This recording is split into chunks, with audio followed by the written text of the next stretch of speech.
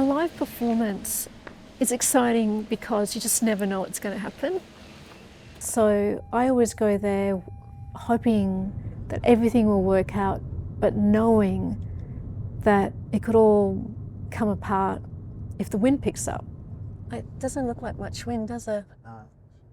I can't see the trees moving. Oh gosh, they've already started the inflation. Skywhale performances are pretty much the most nerve-wracking things in the world for us. They're incredibly stressful. But as soon as I see people turning up and I can go and greet them and connect with people, I tend to calm down. She really, really cares about everything she does. She cares about the people that she works with. She cares about the people who see her work. Like, the audience is important to her. Hi guys, I'm Patricia. Their experience is as important to her as her experience. So she's someone who's very focused, very honest, and very, caring.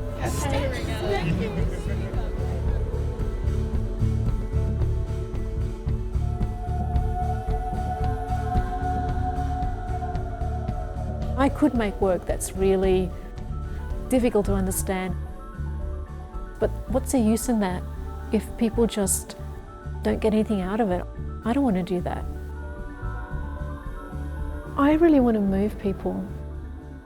So I try and make work that engages them to experience joy.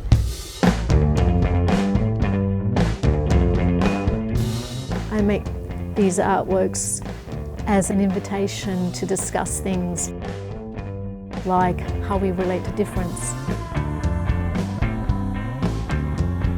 For me, success as an artist comes from seeing that people get something out of my work.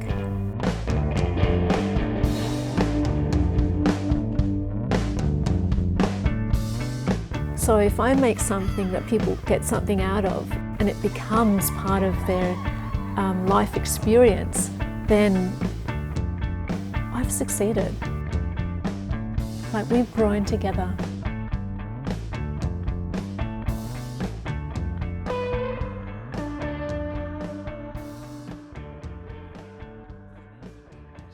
This is good, isn't it? It's sort of still quite abstract. Yeah. Are you going to put eyelashes onto those eyes? Yes, eyelashes. Yeah.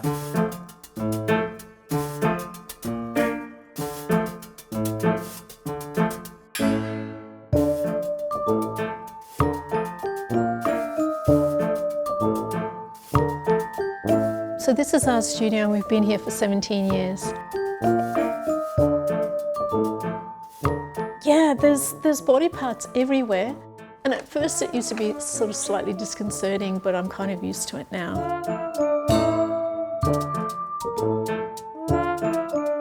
A lot of people think that my work is grotesque and that I do it just to shock people. And that is totally not the way I see it. I don't make these works just to turn people off or to, frighten them. I actually think they're handsome. But in fact, the more time you spend with them, you come to appreciate them. You think, oh yeah, I'd like to live with these guys. I feel really close to these works. I love his little face. He's got little whiskers here. He's a real teenager. We want them to have a long life, and we really care about them. Like, we really care about them. We want them to look as good as they can. Yeah, be out there in the world and be proud.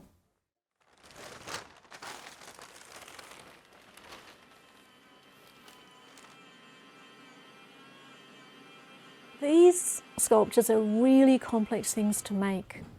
It takes a team of people to do it. We could have some hairs just coming out of softy this. hairs poking out of the moundies. Yeah, Okay. yeah. I'd say the Patricia studio is actually pretty unusual in an Australian context. But I think in an international context, it's actually not an uncommon way for artists to work, especially artists that work at her level. Maybe they Even could. display out. Okay. Yeah. I Do you see. think? She has ideas, she develops those ideas visually. Often it comes about from what's happening in our society. So I'll see something on the news, or I'll hear a story from somebody, and I'll think about it and I'll research it, and then I'll try and make something that discusses that, but doesn't try and close it down in a kind of moralistic way, but opens it up in a kind of sort of open-ended, mysterious, enigmatic kind of way. She brings together a team of people who have the particular technical skills that are required to turn those ideas into the final finished form, and then she oversees that process and makes sure that the work is, looking as she imagined it. I guess a film director is possibly the easiest analogy. Most of the people here have been working with Patricia for many, many, many years. So everyone's developed a really strong understanding of what it is that we're trying to do. Children's hair. Oh my God, that's so nice. I know. Oh my gosh. The reason why this work is so good is because it's made by a team of people that really care about the ideas, and they're all really good at what they do. And we have a relationship with each other, and that relationship is based on trust and respect. It stays there like a charm, say. Yes. Patricia always wants things at a certain size, and when you get to the stage where Peter looks at it, it sort of halves in size. How big is it, do you think? Well, This big! Peter very much adds to the ideas that Patricia's exploring. Liz can actually start work on that one. I'm thrilled. Yeah, good. They're definitely a team, absolutely. I come up with the ideas, but he runs the show. He's the one that holds us all together. He makes sure that everything happens in sequence. He's the glue. Fit up for the pangolin? Well, the first night that he came into our group house, I was painting in the living room, this sort of crazy painting, and I said, "Oh, can you help me tie this onto this painting?" And he said, "Sure." And I kind of helped her kind of attach a spanner to this canvas as one of her very early kind of expressionistic paintings that she was doing back in those days. So from the very first day I met him, he's helped me in some way to make artwork. And we've pretty much been doing it ever since. I'm not seeing much that bothers me in terms of matting. And even the babies will have eyelashes and little tufts. Yeah, I think that'll really help. If it wasn't for Peter, I wouldn't be able to explore the potential that I have in my work.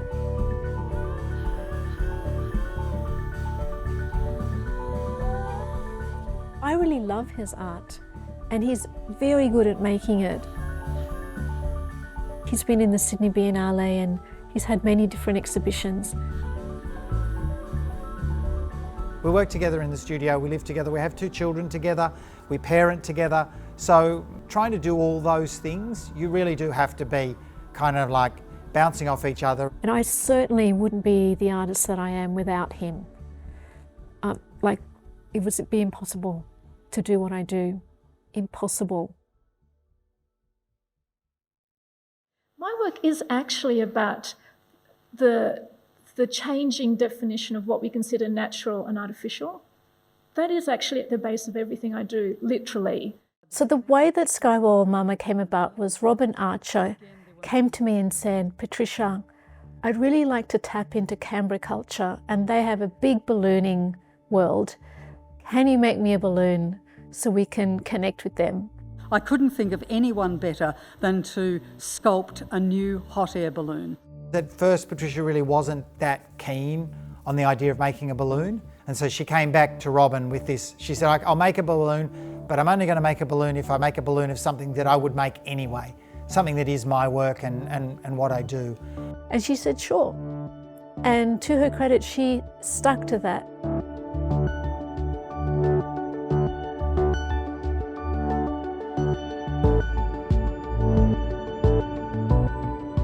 And when I came up with this idea of this beautiful 10-breasted flying whale, She took a deep breath and went into bat for it, for this idea, this concept, and she had to really fight to get this balloon made. What I wanted to say was, isn't it amazing that we're alive today and we share the planet with these magnificent and majestic creatures that roam the seas? I mean, incredible sort of miracle of evolution. And they could have gone in any way. They could have gone into the sky, and if they'd gone into the sky, what might they look like? Like what she came back with, the sky whale itself, it was pretty out there.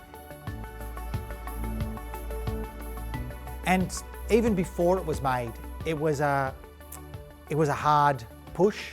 As we always predicted, people would be, I don't know what it is and therefore I don't like it. But I've had so much flack over the last 20 years that I don't listen anymore. Yeah, I remember people saying things like, oh, she's bad for women because she's got her boobs out. It seemed a lot of controversy was over the boobs, and it really was never about the boobs. So, you know, these were like cheap jokes. And I thought a lot of that criticism was ridiculous and crazy and kind of slightly misogynistic. When she gets that sort of feedback, it tends to just push her to say, oh, well, okay, how can I make it so that people, you know, will kind of connect with it better? It doesn't make her angry or make her want to stop. Initially, yes, there was this kind of uproar about it, but then there has been this come back to her. From that kind of, oh, it's so strange, sky whale, boobs, all that sort of stuff, to this, you know, beloved Canberra icon, which was, well, I think what she always hoped it could be. The way they've sort of become loved doesn't strike me as unusual, that happening. The process of making the Skywhales is, we had no idea what we were what a balloon was or what was required in a balloon, because you know somewhere in the back of your mind there are aeronautical requirements. Patricia's drawings come in. She works with Dennis and me to kind of develop the model to a really finished state, and then there's a lot of backwards and forwards between the balloon company, Cameron Balloons in the UK. The Skywhales were definitely, this is what we want, and then we'll give it to someone to solve, because I think that's the only way it could work.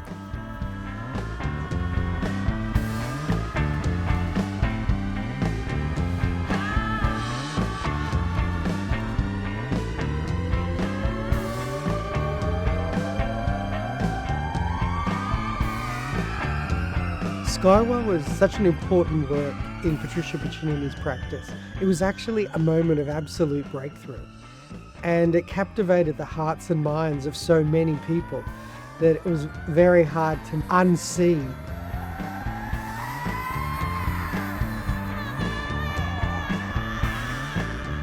It was amazing to see it the first time. Until you actually see it, the size of it is really kind of impossible to understand. I think we didn't really realise how big it was, to be honest.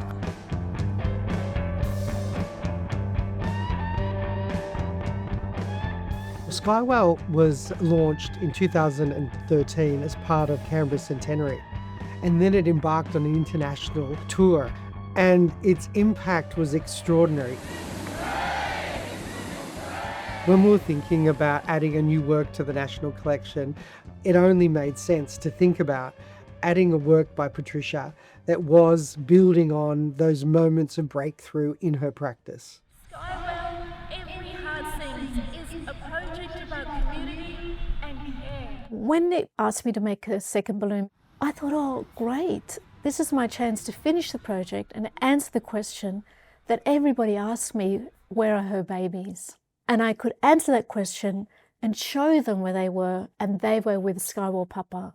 Patricia usually gets more ambitious. So it was not only a Sky Papa, it was also, well, you've got to have kids. And it also allowed me to discuss things like the way we understand masculinity and how that's changed. Even in my lifetime, I've seen men really take up this role of being a nurturing, caring figure in their children's lives. And I wanted to celebrate this. And I guess with him, I wanted to create more of a world, like I'm a world builder. So I thought I'd like to work with Jess Green to write their love song, their anthem. Together our hearts are bouncing with the chord seems us high. She's saying, oh, well, we need music, we need a choir. Oh, what if we got some dancers? Like, what else can we bring to this to include more people, to make it kind of connect further, to make it a better experience? She has a very, very clear idea about what a Skywhale performance should be. And that is a very complex thing that involves the interaction of music and weather and two enormous balloons and balloon pilots and all these things have to come together into this one tiny moment, this like 15 minutes of sort of intensity.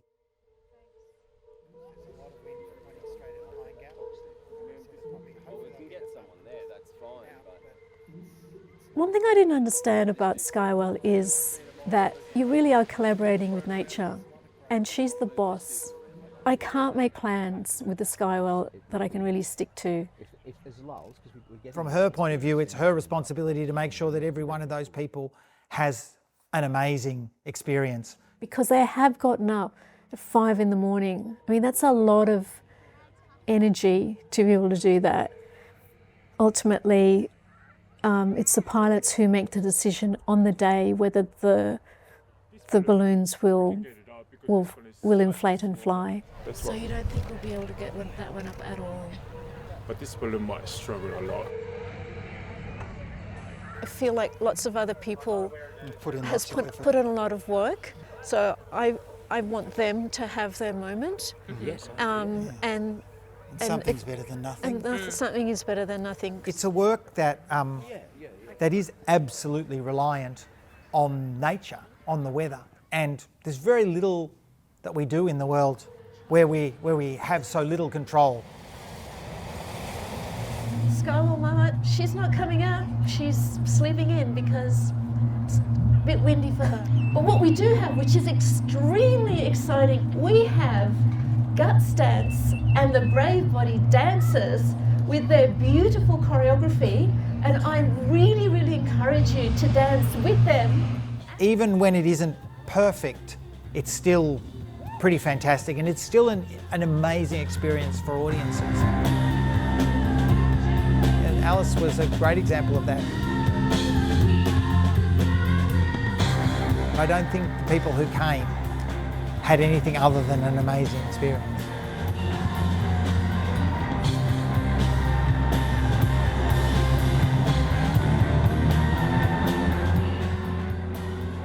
The crowd was doing it. Really? Like it was all across, people just standing up and doing it. Yeah. Everyone just doing it. I guess every performance is different, and there's always something good about every performance. Like, it was fantastic with the dance, and this is a beautiful venue. There's always something particular and beautiful about each morning. But when it works, it's just amazing. And an extraordinary kind of moment of community coming together, seeing something that they really otherwise would never see.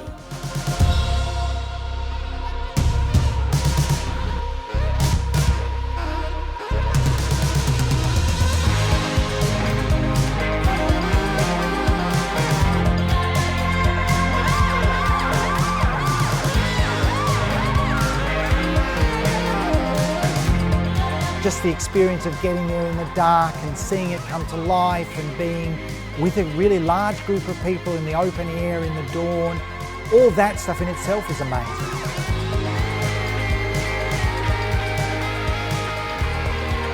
To then have these extraordinary characters kind of rise above you and move off into the world, it's like it's unbelievable. And for us, when that happens, it's amazing, it's exhilarating.